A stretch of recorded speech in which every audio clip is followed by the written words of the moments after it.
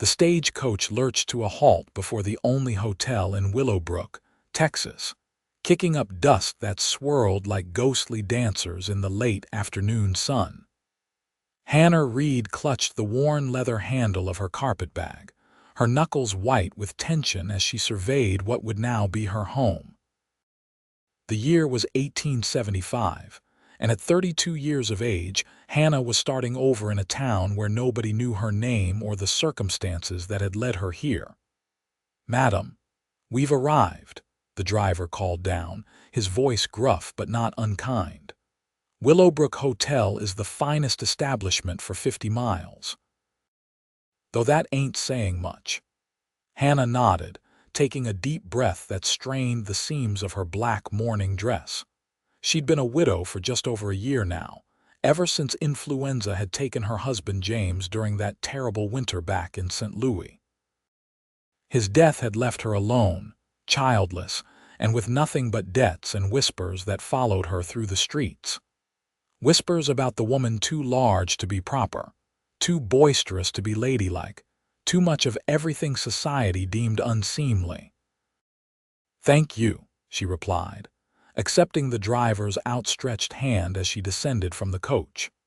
Her weight made the small wooden steps creak in protest, and she felt her cheeks burn with familiar shame as nearby townsfolk paused to stare at the newcomer. The hotel proprietor, a thin man with spectacles perched on the end of his nose, emerged from the building.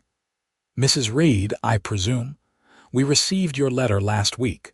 Rooms all prepared top of the stairs." Hannah thanked him, painfully aware of how her breathing had quickened from just the short walk from the stagecoach. "I understand the position of seamstress is still available." "Yes, madam. Town's been without one since Mrs. Holloway passed last spring. Shop's just down the street. You can start whenever you're settled." That night, Hannah sat by the small window of her room, watching as Willowbrook settled into evening quiet. She had come here for a fresh start, to escape the whispers and judgment, to build something of her own. In the morning, she would begin again. Days turned into weeks as Hannah established herself in Willowbrook.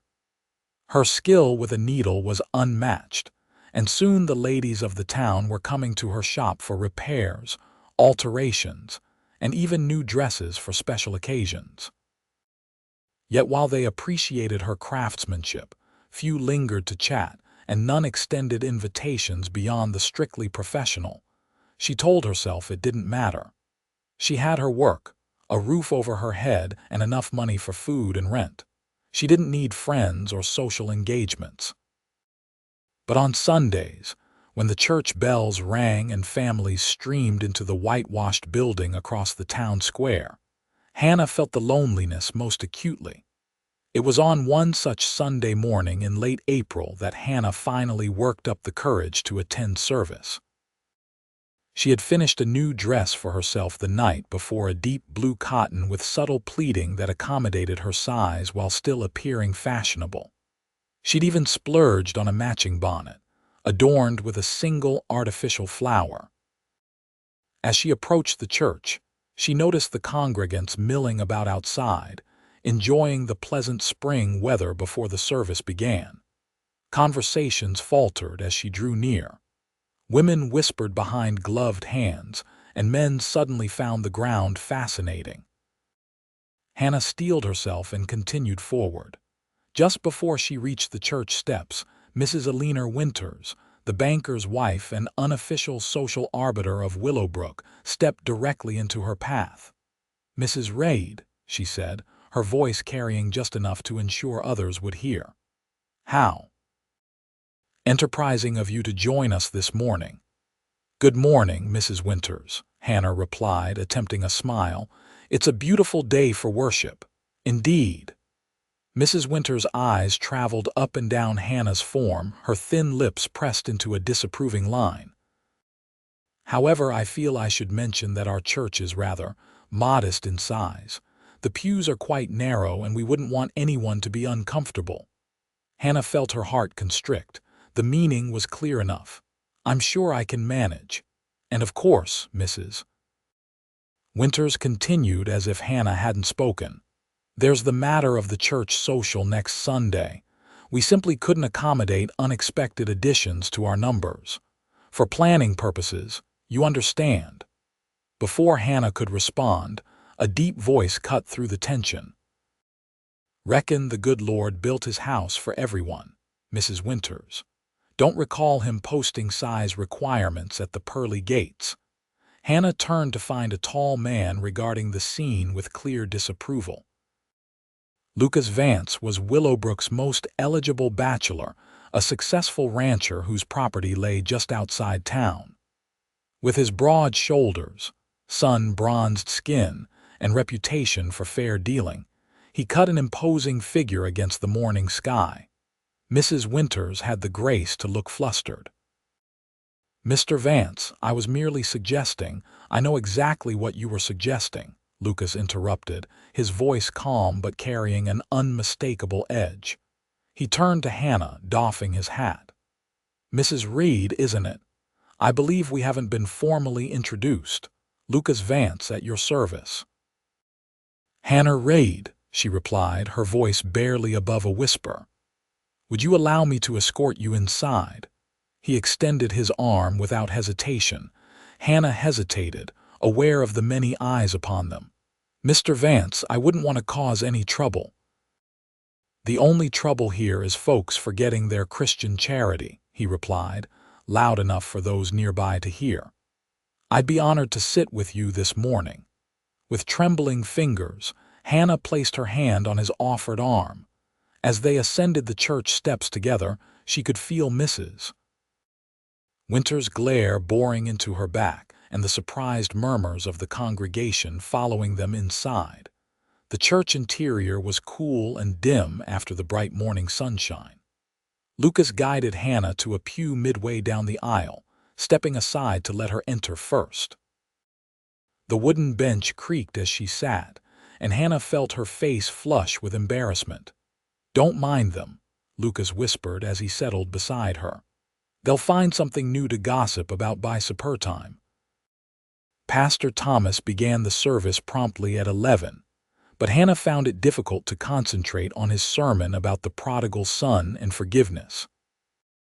She was acutely aware of Lucas Vance's presence beside her, the subtle scent of leather and sage, the way his shoulders nearly brushed hers when he shifted to find his place in the hymnal. When the service concluded, Hannah expected Lucas to make a polite exit, his good deed for the day complete. Instead, he remained at her side as they filed out of the church. "Mrs. Reid," he said as they stood in the churchyard, "I wonder if you might permit me to call on you this week. I've been meaning to have some shirts mended, and I hear you're the finest seamstress in 3 counties. Hannah knew the request for what it was, a kindness, nothing more, but she nodded nonetheless. "Of course, Mr. Vance. My shop is open every day but Sunday. I look forward to it then." He tipped his hat and strode away, leaving Hannah to make her solitary way back to the hotel. True to his word, Lucas appeared at her shop the very next day, carrying a bundle of shirts that, to Hannah's practiced eye, seemed in remarkably good condition. "These hardly need mending at all, Mr. Vance," she observed as she examined the garments. He shrugged, a half-smile playing at his lips. "Perhaps I'm just particular about my appearance. Or perhaps you're just particular about being kind to newcomers," Hannah countered, surprising herself with her boldness. Lucas laughed, a warm sound that seemed to fill the small shop. "Guilty as charged, Mrs. Reid, but I do genuinely need these shirts attended to, and—" He paused, seeming uncharacteristically uncertain. "I was hoping I might convince you to accompany me to the church social this Sunday." Hannah nearly pricked her finger on her needle. "Mr. Vance, you heard Mrs. Winters. I'm not welcome there." "Mrs. Winters doesn't decide who attends church functions," Lucas replied firmly, "and I'd very much like to escort you if you do me the honor." Hannah studied his face, searching for any sign of mockery or pity. Finding none, she still shook her head. "It's kind of you truly, but I have no desire to cause a scene or make enemies in my new home." "Sometimes," Lucas said quietly, "standing your ground is the only way to earn respect in a place like Willowbrook. Will you at least consider it?" After he left, Hannah found herself unable to focus on her work. Lucas Vance's invitation replayed in her mind throughout the day and into the evening. Part of her, the part that had endured years of sideways glances and barely concealed disgust, wanted to hide away in her room above the shop. But another part, a part she thought had died with James, yearned to accept. By Friday, when Lucas returned to collect his mended shirts, Hannah had made her decision. "I've been thinking about the social," she said as she handed him the neatly folded garments. "If your offer still stands, I would be grateful for your escort." The smile that spread across Lucas's face seemed to light up his entire countenance. "The offer stands, Mrs. Reid. I'll call for you at 2 o'clock on Sunday." Sunday arrived with clear skies and a gentle breeze that carried the scent of wildflowers from the surrounding countryside. Hannah had spent the previous evening letting out one of her best dresses, a lavender creation, with delicate embroidery around the collar. She'd abandoned her mourning clothes months ago, but this would be her first true social outing since James's death. At precisely 2 o'clock, a knock sounded at her door. Lucas stood on her threshold, dressed in his Sunday best, a dark suit that emphasized the breadth of his shoulders, with a crisp white shirt and string tie. "Mrs. Reid," he said, his eyes taking in her appearance with unmistakable appreciation. "You look lovely." Hannah smoothed her hands over her skirts, fighting the urge to apologize for her appearance. "Thank you, Mr. Vance. Shall we go?" The church hall was decorated with spring flowers and white ribbons. Tables laden with food lined one wall, while the center of the room had been cleared for dancing. As Hannah and Lucas entered, a hush fell over the gathering, followed by a wave of whispers. Mrs. Winters approached immediately, her face a mask of polite displeasure. "Mr. Vance, how nice of you to join us." She pointedly did not acknowledge Hannah. "Mrs. Winters," Lucas replied evenly. "I believe you know Mrs. Reid." The older woman's smile tightened. "Indeed, though I don't recall seeing her name on our guest list." "I invited her personally," Lucas stated, his voice pleasant but firm. "As my guest, I see." Mrs. Winters glanced around as if seeking support from the onlookers. "Well, I'm afraid we've arranged the seating quite carefully. Family groups, you understand." Lucas's expression didn't change, but Hannah felt his arm tense beneath her hand. "Then Mrs. Reid and I will be happy to take whatever seats remain." "I'm not certain that would be. Is there a problem?" Pastor Thomas had approached, his kindly face creased with concern. Mrs. Winters turned to him with obvious relief. "Pastor, I was just explaining to Mr. Vance that our seating arrangements are flexible, surely," the pastor interrupted gently. "The Lord's table has room for all his children." He turned to Hannah with a warm smile. "Mrs. Reid, we're delighted you could join us today. Please, both of you, make yourselves comfortable." With the pastor's intervention, Mrs. Winters had little choice but to retreat. Still, Hannah could feel the stares following them as Lucas guided her to a table near the back of the hall. A few older ladies already seated there gathered their belongings and moved elsewhere, leaving them alone. "Perhaps this wasn't such a good idea," Hannah murmured, watching as people deliberately avoided looking their way. "Give it time," Lucas advised, his hand covering hers briefly. "Folks around here are suspicious of anything new or different. Once they get to know you, they'll come around. And if they don't," Lucas's eyes met hers, steady and sincere, "then their loss is my gain, Mrs. Reid." The afternoon progressed with awkward starts and stops. A few of the more independent-minded townspeople came to introduce themselves, and Lucas's friends, mainly other ranchers and businessmen, made a point of stopping by their table. But when the dancing began, Hannah and Lucas remained seated, watching as couples twirled around the makeshift dance floor. "Would you care to dance?" Lucas asked after a particularly lively tune concluded. Hannah shook her head. "I haven't danced since. Well, it's been years. And I'm not built for graceful movement, Mr. Vance." "I find that hard to believe," he replied, "but I won't press you. Perhaps another time." As the social wound down, Hannah became aware of a commotion near the refreshment table. Mrs. Winters was engaged in what appeared to be a heated discussion with several other ladies, their eyes frequently darting in Hannah's direction. "I should go," Hannah said, rising abruptly. "Thank you for your kindness, Mr. Vance, but I won't be the cause of discord in your community."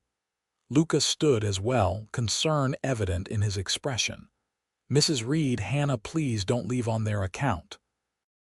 It was the first time he had used her given name, and the sound of it in his deep voice nearly made her reconsider.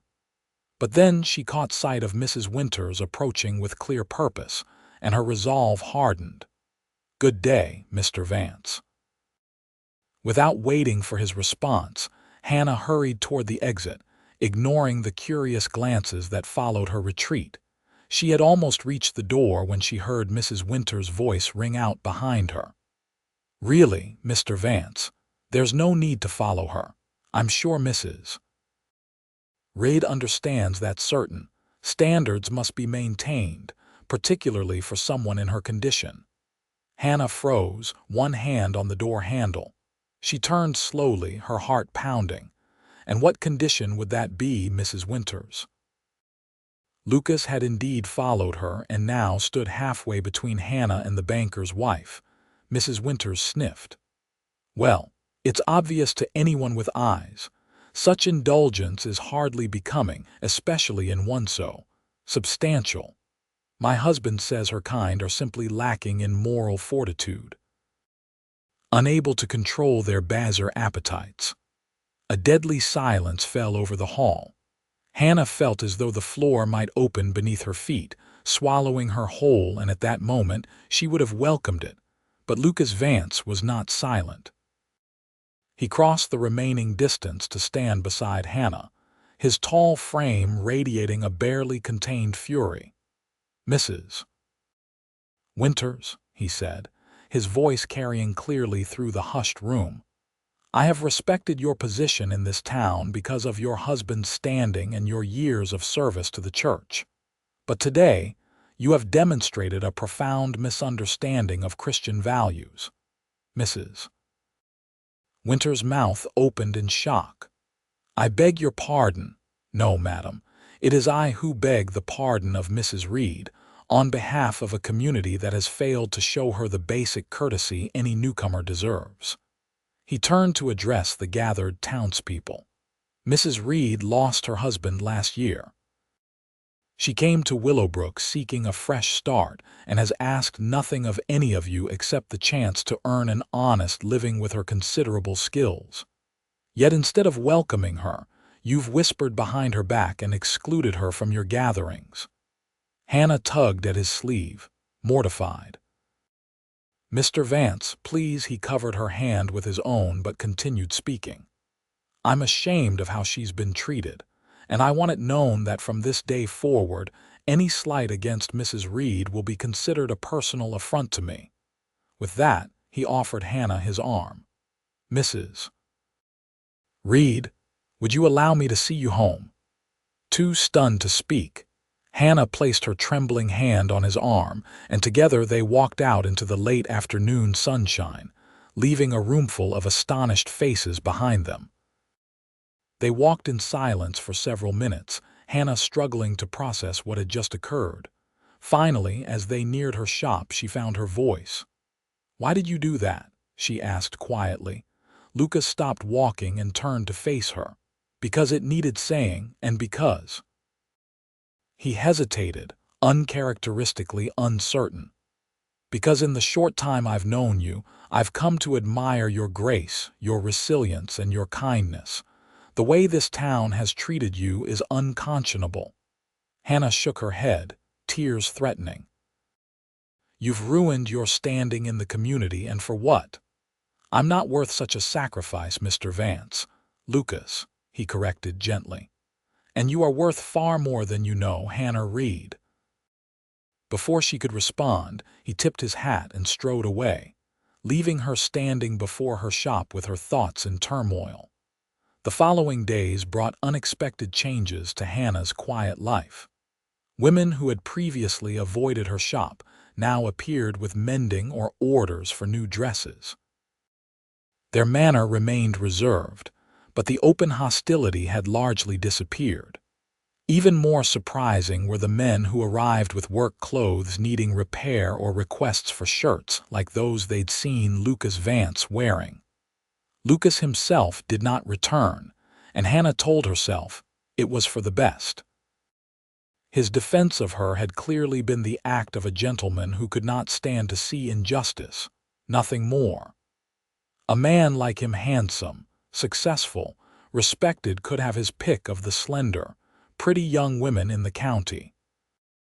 He had no real interest in a widow several years his senior, whose figure had always been a source of shame.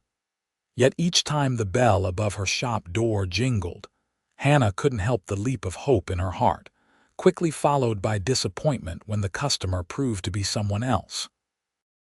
A week passed, then another.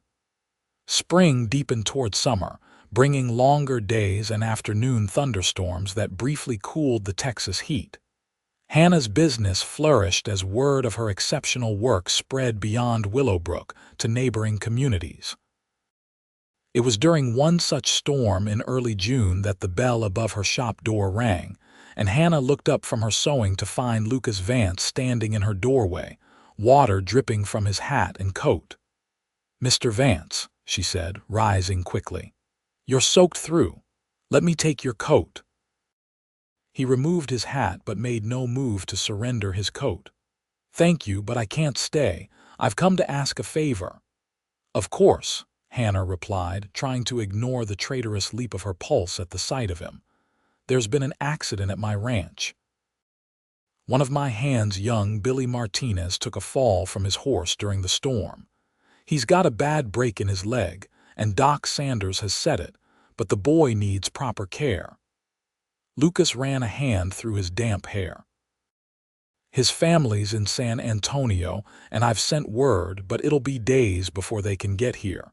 In the meantime, I need someone to help look after him, someone with a gentle touch and a kind heart. And you thought of me." Hannah couldn't keep the surprise from her voice. "You were the only one I thought of," Lucas admitted. "Will you come? Just for a few days until his family arrives. I can send a wagon for you and you'd have your own room at the ranch house. It's all proper." Hannah hesitated.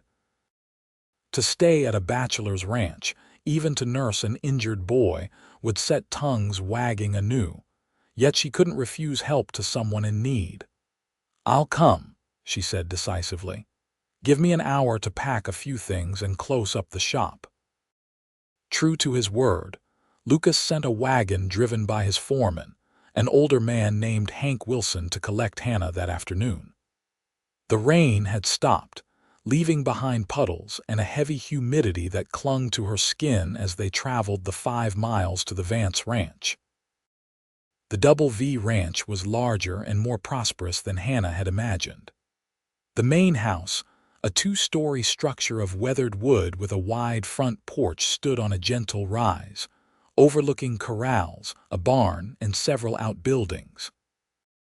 Beyond these, cattle grazed on rolling pastureland that stretched toward distant hills. Lucas met them at the door, relief evident in his expression. "Thank you for coming, Mrs. Reid. Billy's resting now, but he's in considerable pain. His room is upstairs, first door on the right." Hannah followed him into the house, noting the simple but comfortable furnishings. The interior was surprisingly neat for a bachelor's residence, though distinctly masculine in its sparse decoration. Billy Martinez proved to be barely 18, a slender boy with dark eyes and a complexion turned ashen from pain and shock. His right leg was splinted and elevated, and he greeted Hannah with a wan smile. "Mr. Vance says you're going to make sure I don't die of boredom before my mama gets here," he said, his attempt at humor betrayed by the strain in his voice. "That and make sure you follow the doctor's orders," Hannah replied, already assessing what would be needed for his care. "How's the pain?" "Like fire when I move," Billy admitted. "But Mr. Vance gave me something the doc left, makes me sleepy." Hannah nodded, recognizing the effects of laudanum. "Rest is what you need most right now. I'll be nearby if you need anything." Over the next few days, a routine developed.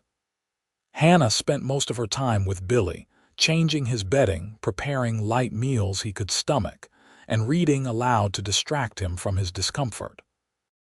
Lucas visited the sick room frequently, often bringing small gifts, a book of adventure stories, a whittling knife, and soft wood to cheer the boy. In the evenings, after Billy had been settled for the night, Hannah would join Lucas in the parlor.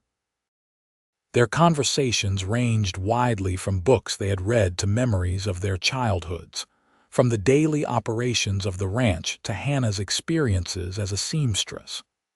Lucas spoke of his parents, both gone now, who had started the ranch with nothing but determination and a small herd.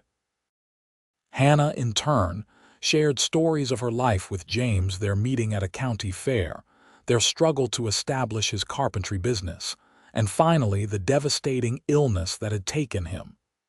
"He was a good man," she said quietly one evening as they sat before the fireplace.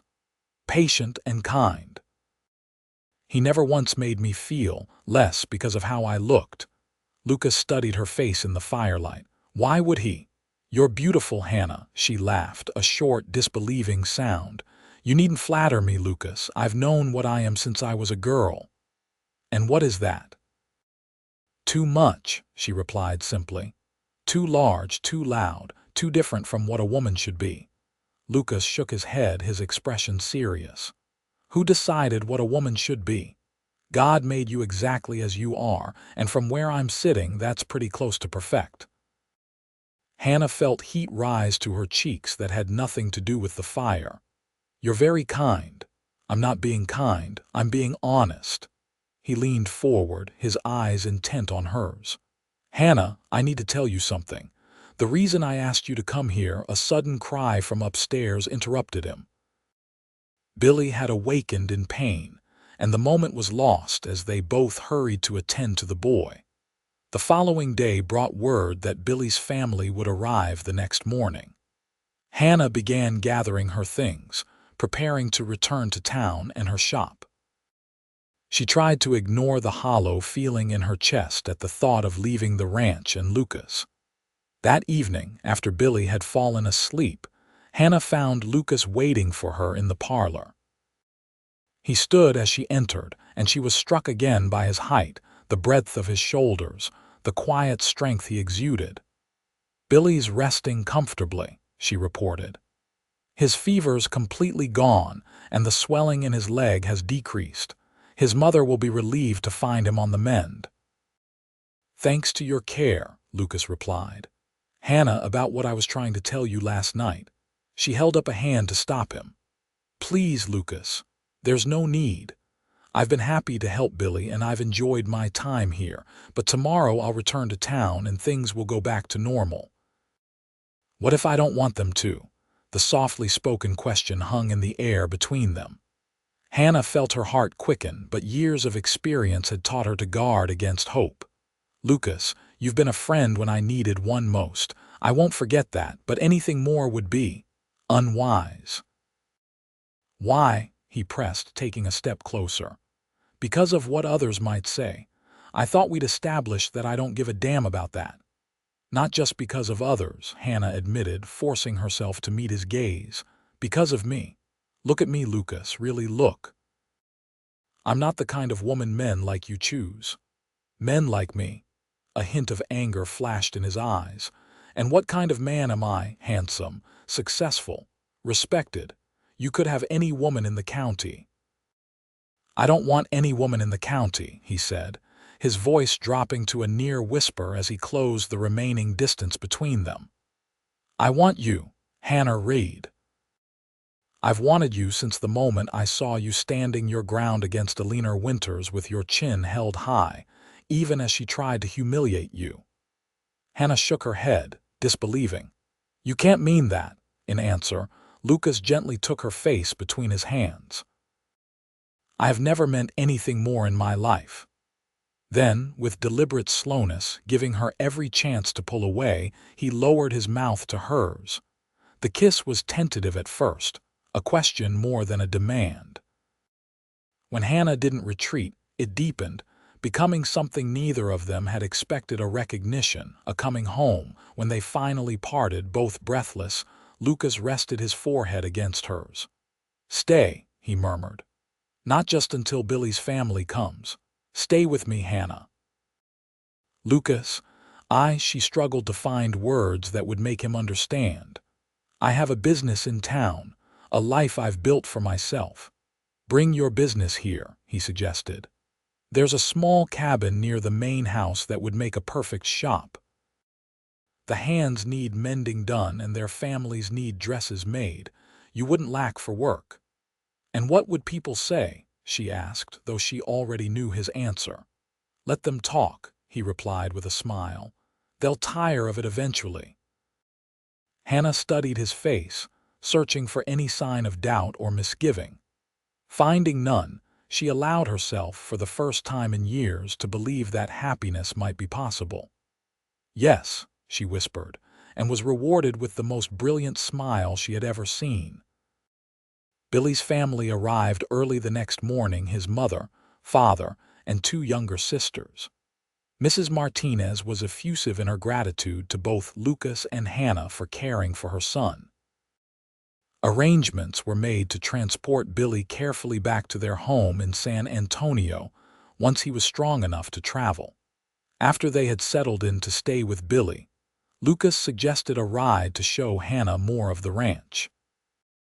Though she hadn't been on horseback in years, Hannah agreed, and Lucas saddled a gentle mare for her while he rode his own stallion. They traveled across rolling pastureland, through stands of oak and mesquite, beside a creek that ran cool and clear even in the summer heat. Lucas pointed out landmarks and boundaries, speaking of future plans for expanding the herd and improving the grazing. "You love this land," Hannah observed as they paused on a hillside overlooking the ranch buildings below. "I do," Lucas admitted. "It's part of me, in a way I can't quite explain. My father used to say that the land doesn't belong to us, we belong to it." "It's beautiful," she said, taking in the vista. The Texas landscape, which had seemed harsh and forbidding when she first arrived, now revealed its subtle beauties to her: the play of light and shadow across the grasslands, the stately dignity of ancient oaks, the flash of wildflowers in hidden hollows. "Not as beautiful as you in this light," Lucas replied, his voice warm with admiration. Hannah laughed, still unused to such compliments. "You're determined to turn my head, Mr. Vance." "Is it working?" he asked with a grin. "Perhaps," she allowed, returning his smile. "Though I'm still not entirely convinced you haven't taken leave of your senses." Lucas's expression grew serious. "My senses are perfectly intact, Hannah. In fact, they've never been clearer." He dismounted and came to help her down from her mare. As her feet touched the ground, he kept his hands at her waist, drawing her closer. "I love you, Hannah Reid. I think I've loved you since that first Sunday in church." Hannah felt tears spring to her eyes. "Lucas, are you certain?" "I'm not. I've never been. You are everything I want," he interrupted, his hands tightening on her waist. "Everything I need. Your strength, your kindness, your laughter, the way you took care of Billy without a moment's hesitation, the way you stand your ground even when you're afraid." He brushed away a tear that had escaped down her cheek. "I love every inch of you, Hannah. All I ask is the chance to spend my life proving it to you." "I love you too," she whispered, the words feeling both foreign and perfectly right on her tongue. "God help me. I've tried not to, but I do." His kiss this time was less tentative, a declaration rather than a question. Hannah felt herself responding with a passion she had thought long dead, her arms encircling his neck as she pressed against him. When they finally broke apart, Lucas rested his chin on top of her head, holding her close. "Marry me," he said simply. "Be my wife, my partner, the mother of my children. Make this house a home." Hannah pulled back slightly to look up at him. "You want children with you more than anything." His smile was tender. "A whole houseful if we're blessed that way." "Lucas, I'm 32, she reminded him. "And I was married for 10 years without conceiving." "Then we'll have whatever God sees fit to give us," he replied. "But Hannah, children or no, I want you as my wife. Say yes." Looking into his earnest face, feeling the solid strength of his arms around her, Hannah found she couldn't imagine any other answer. "Yes," she said. "Yes, I'll marry you, Lucas Vance." Their wedding took place 4 weeks later in the Willowbrook church. To Hannah's surprise, nearly the entire town turned out for the ceremony. Even Mrs. Winters made an appearance, though she sat in the back pew and left immediately after the service. Pastor Thomas performed the ceremony with evident pleasure, beaming as he pronounced them husband and wife.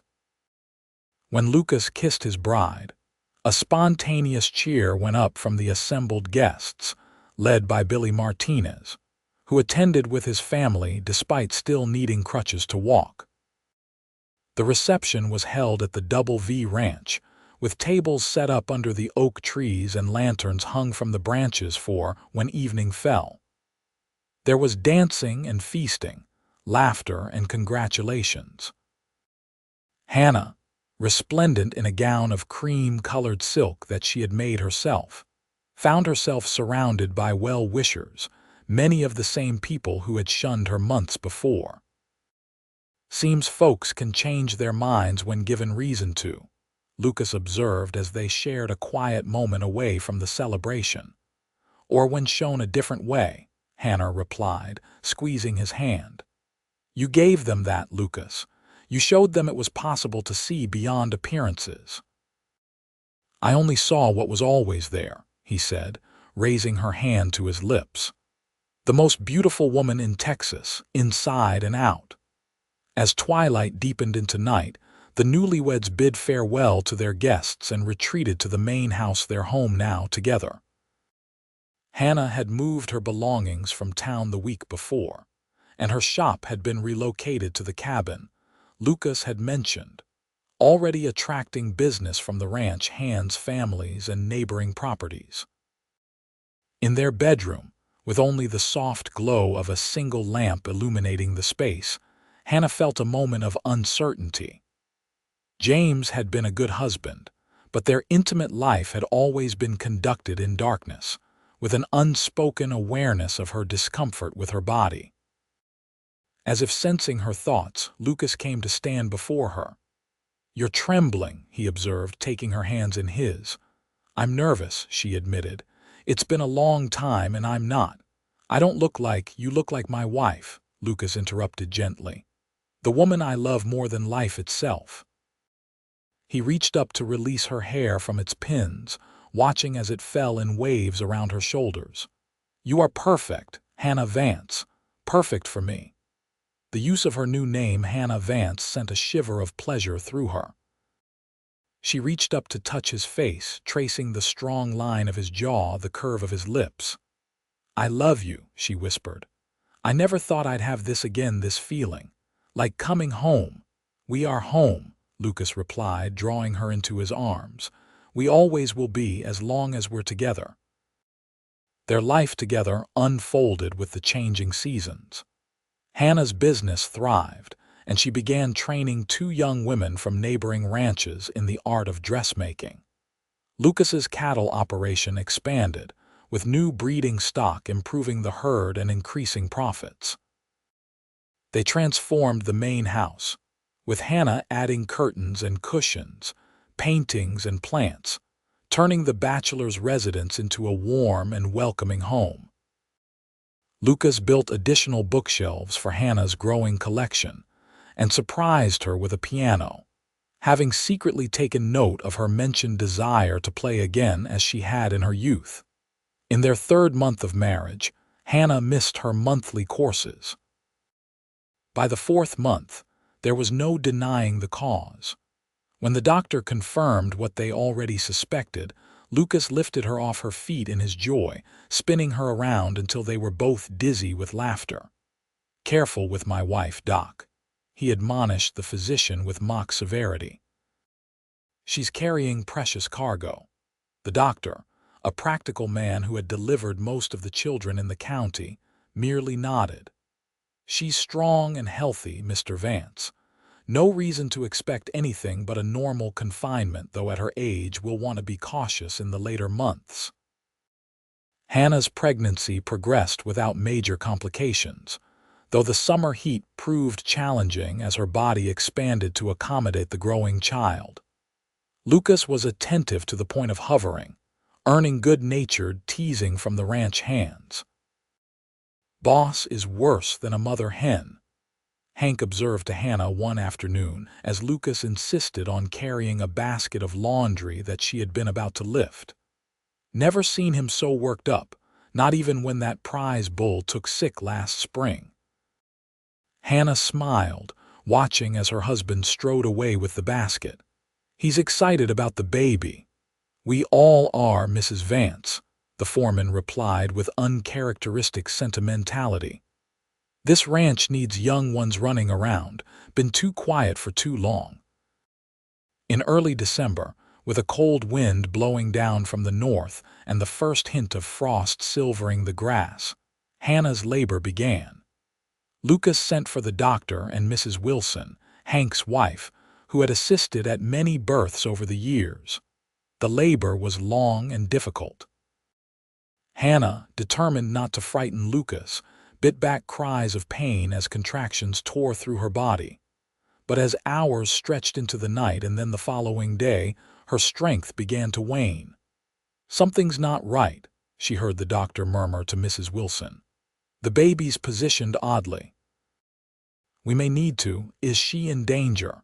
Lucas's voice, tight with fear, came from just outside the bedroom door where he had been banished. "Mr. Vance, please wait downstairs," the doctor called. "We're doing everything possible." Hannah felt a surge of panic. "Lucas," she called weakly. "Lucas, please." The bedroom door burst open, and suddenly he was there, kneeling beside the bed, his face ashen with worry. "I'm here, my love, I'm right here." The doctor began to protest, but Mrs. Wilson shook her head. "Let him stay. She needs him now." With Lucas holding her hand, speaking words of encouragement and love, Hannah found new reserves of strength. When the doctor instructed her to push one final time, she gathered every ounce of will and did as she was told. The cry that filled the room moments later was the most beautiful sound either of them had ever heard. "A boy," the doctor announced, placing the squalling infant on Hannah's chest. "A fine, healthy son." Lucas's face, as he looked down at his wife and newborn child, was transformed by wonder. "Hannah," he whispered, his voice breaking, "look what we've done. Look at him." Their son named James Lucas Vance in honor of Hannah's first husband, and his father was indeed perfectly formed, with a shock of dark hair and eyes that soon revealed themselves to be the same deep brown as Lucas's. The years that followed brought more blessings. A daughter, Elizabeth, arrived 18 months after James, followed 2 years later by twin boys, Thomas and Henry. Each pregnancy was difficult, each birth a triumph, and Hannah blossomed as a mother, her natural warmth and strength finding perfect expression in the raising of their children. Life on the Double V Ranch was not without challenges. Drought struck in the summer of '82, forcing Lucas to drive the herd further north in search of water and grazing. Hannah managed the ranch in his absence, making difficult decisions and keeping the books with meticulous care. When Lucas returned after 2 months away, he found his home and business not merely surviving but thriving under his wife's stewardship. "I should go away more often," he joked as he reviewed the ledgers, noting the cost-saving measures Hannah had implemented. "Don't you dare," she replied, wrapping her arms around him from behind. "The children missed you terribly, and so did I." "Never again for so long," he promised, turning to gather her close. "I felt like half a man without you beside me. As their children grew, so did the ranch's prosperity." Lucas's innovative breeding programs and Hannah's expanding textile business, which now included not only dressmaking, but also the production of fine blankets and household linens, provided a comfortable living and allowed them to set aside funds for each child's future. James, their firstborn, showed an early aptitude for working with the cattle, shadowing his father from the time he could sit securely on a pony. Elizabeth inherited her mother's skill with needle and thread, but combined it with a head for business that suggested she might one day take over that aspect of the family enterprises. The twins, different in temperament but alike in their curiosity, seemed destined for education beyond what the local school could provide. "We'll need to think about sending them to school in San Antonio when they're older," Lucas observed one evening as they watched the children playing in the yard. "Or perhaps even further. James might benefit from the agricultural college they're establishing in College Station." Hannah nodded, though the thought of her children leaving home, even temporarily, caused an ache in her heart. "They deserve every opportunity we can give them." "They'll always come back," Lucas assured her, reading her thoughts as he so often did. "This is home. The place where they know they're loved no matter what." In the spring of 1885, a letter arrived from Willowbrook. Mrs. Eleanor Winters had died after a brief illness, and her husband, finding himself unable to manage without her, was selling their property and moving east to live with their daughter. "Poor man," Hannah said, setting the letter aside. "For all her faults, she was his compass. He'll be lost without her." Lucas studied his wife's face. "You've forgiven her, haven't you, after everything she said and did?" Hannah considered the question. "I suppose I have. She was a product of her time and upbringing, as we all are, and in a strange way I owe her a debt. If she hadn't tried to bar me from that church social, you might never have escorted me in and sat beside me." Lucas smiled at the memory. "I'd like to think I would have found my way to you regardless. Some things are meant to be, Hannah Vance." The following Sunday, they attended services in Willowbrook as they did whenever weather and ranch duties permitted. The church had grown over the years, with an extension built to accommodate the expanding congregation. The Vance family, now numbering 6, occupied a full pew near the front. As they filed out after the service, Hannah noticed a woman standing alone at the edge of the churchyard. She was heavyset, dressed in widow's black, her expression one of uncomfortable uncertainty as she observed the social interactions around her. Without hesitation, Hannah approached, extending her hand in greeting. "You must be new to Willowbrook. I'm Hannah Vance." The woman's relief was palpable as she clasped Hannah's hand. "Helen Morris. Yes, I arrived just yesterday. My husband passed last winter and I've come to stay with my sister." "I'm very sorry for your loss," Hannah said sincerely. "Please, come and meet my family. We'd be delighted to have you join us for Sunday dinner."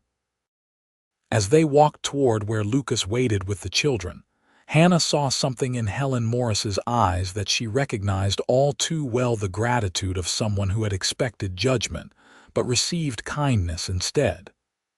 "10 years ago, I was the newcomer," Hannah explained quietly. A widow, alone in a strange town. Someone showed me kindness when I needed it most. She glanced at Lucas, who was now helping the twins climb into their wagon. It changed my life. I've never forgotten. That evening, after their guest had departed and the children were tucked into bed, Hannah and Lucas sat on the front porch, watching the stars appear in the darkening sky. The spring air was soft with the scent of new growth, and from the distant pastures came the occasional low of cattle. "You were magnificent today," Lucas said, reaching for her hand. "The way you welcomed Mrs. Morris made her feel at ease.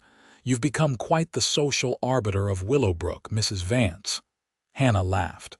"Hardly that, but I remember how it feels to be the outsider. No one should have to face that alone." Lucas squeezed her hand. "Do you ever regret it, coming to Texas, all that happened afterward?" Hannah turned to him, her expression serious. "How could I regret the path that led me to you, to our children, to this life we've built together?" She leaned against him, fitting perfectly into the circle of his arm.